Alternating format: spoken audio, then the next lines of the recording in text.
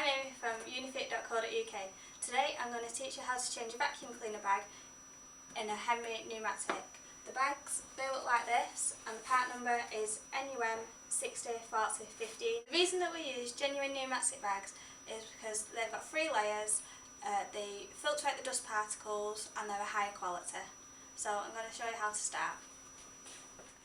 Okay, so first of all, just unclip the sides and lift Henry's head off.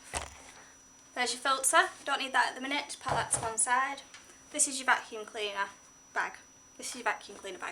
So just pull that off.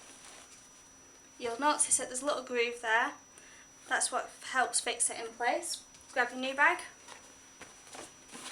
put it in, just attach it on, you'll hear it clip, push it down, grab your filter, pop that back on, and then Henry's head. So let's just place it on top and clip it in. Okay, so there we go, that's your vacuum cleaner bag change. Remember, everything that you've seen today, including the bags, are available from unifit.co.uk, part number NUM 604015. Thanks a lot, bye!